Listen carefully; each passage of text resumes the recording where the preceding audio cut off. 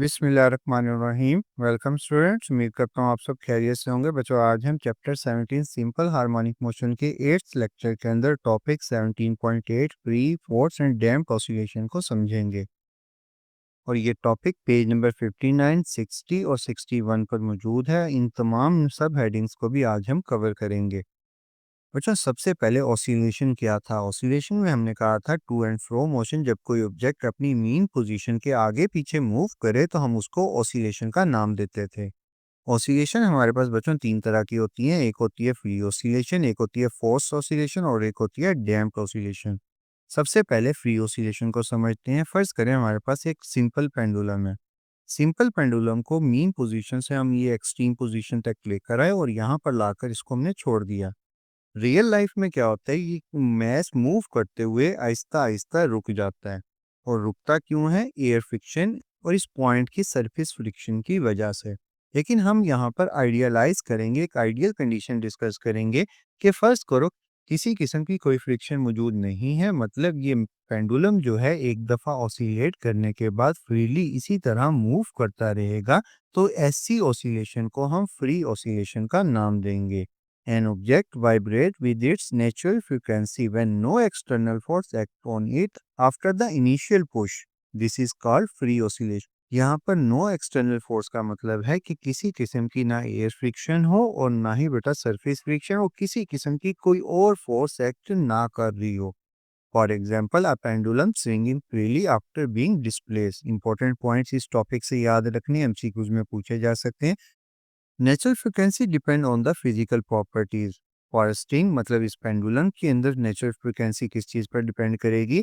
If you change the length the natural frequency also change. Natural frequency simple word में वो frequency होती है, वो स्पीड होती है जिससे ऑब्जेक्ट नेचुरली मूव कर रहा होता है। और जैसे ही बेटा इस पेंडुलम की आप लेंथ चेंज करेंगे, इसकी स्पीड और इसकी नेचुरल फ्रिक्वेंसी भी चेंज हो जाएगी। नो एनर्जी इज एडेड और लॉस्ट। फ्री ऑसिलेशन के अंदर किसी किस्म की ना एनर्जी को हम ऐड करेंगे ना ही लॉस करेंगे, जस्ट इनिशियल पुश देंगे। उसके बाद ऑब्जेक्ट जो है अपनी मीन पोजीशन के round to and fro motion करना स्टार्ट कर देगा। देयर इज नो डैम्पिंग, मतलब एम्पलीट्यूड कम नहीं होगा। डैम्पिंग को हम आगे समझेंगे। डैम्पिंग कहते हैं किसे? After releasing the body it की vibrating on its own with constant amplitude and time period. और बेटा इसका टाइम पीरियड भी सेम रहेगा, मतलब ये हर राउंड में बेटा यहाँ से स्टार्ट होगा, यहाँ तक आएगा, फिर यहाँ से यहाँ तक, मतलब इसी तरह वाइब्रेट करता रहेगा। और अर्थ के ऊपर बेटा ये हमारे पास एक आइडियल केस होता है, क्योंकि हर जगह पर बेटा एयर फ्रिक्शन और सरफेस फ्रिक्शन मौजूद होती है। नेक्स्ट बच्चों हमारे पास है फोर्स्ड ऑसिलेशन।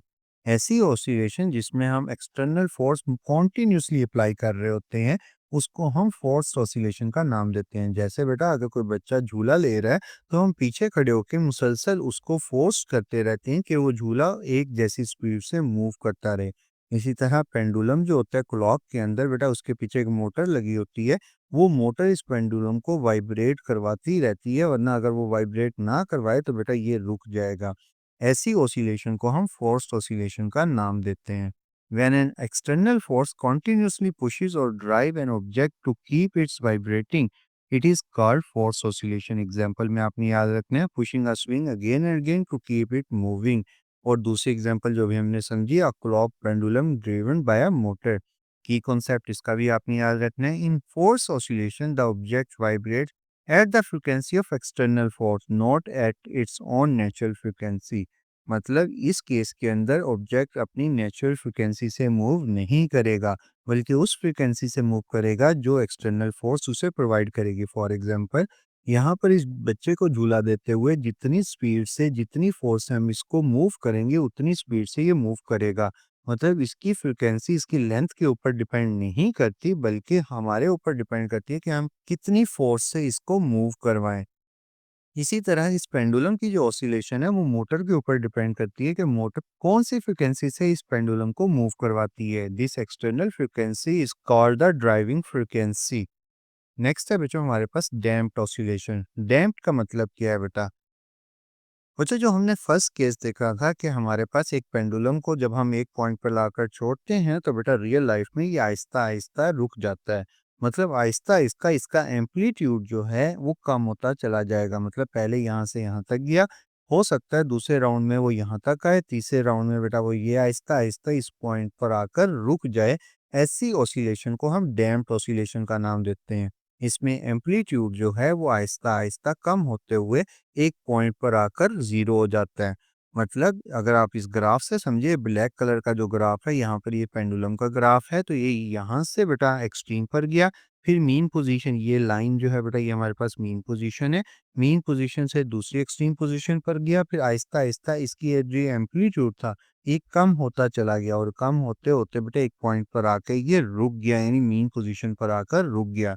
ऐसी ऑसिलेशन को हम डैम्प्ड ऑसिलेशन का नाम देते हैं।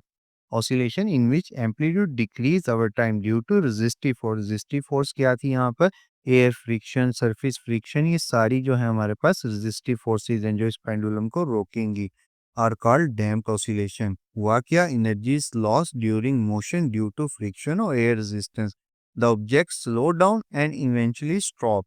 एग्जाम्पल में याद रखना है फ्रिक्शन इन स्प्रिंग और एयर रेजिस्टेंस। और ग्राफ बेटा ये शो कर रहा है हमारे पास कि एम्पलीट्यूड जो है वो आहिस्ता आहिस्ता कम होते हुए एक पॉइंट पर आकर रुक जाएगा। Finally the object stop vibrating. और बच्चों हमारे पास डैम्पिंग की तीन टाइप्स होती हैं, एक को हम कहते हैं लाइट डैम्पिंग, एक को कहते हैं हैवी डैम्पिंग, और एक को कहते हैं critical damping.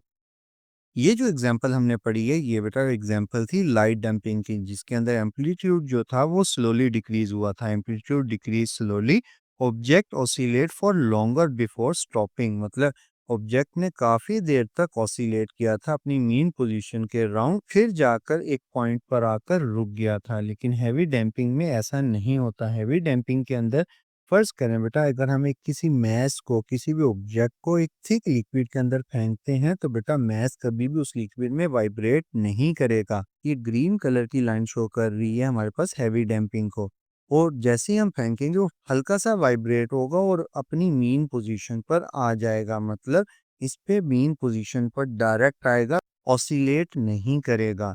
Object return to rest without completing a full swing happens due to a very high resistance. For example, mass in a thick liquid.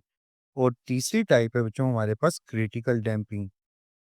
Critical damping में इन दोनों से जल्दी बेटा मीन पोजीशन पर आ जाता है। और क्रिटिकल डैम्पिंग की अगर हमने एग्जांपल समझनी हो तो बेटा कार के अंदर जो शॉक अब्जॉर्बर होते हैं वो हमारे पास ये रोल प्ले करते हैं। जैसे ही गाड़ी कहीं पर लगती है नीचे से तो बेटा फौरन से वाइब्रेट करवाने के बजाय वो सारी एनर्जी को एब्जॉर्ब कर लेते हैं और फौरन से कार को मीन पोजीशन यानी इक्विलिब्रियम पोजीशन पर ले आते हैं। Fastest return to equilibrium, no oscillation. Example, shocks absorber in vehicle. They make sure the car does not bounce rapidly.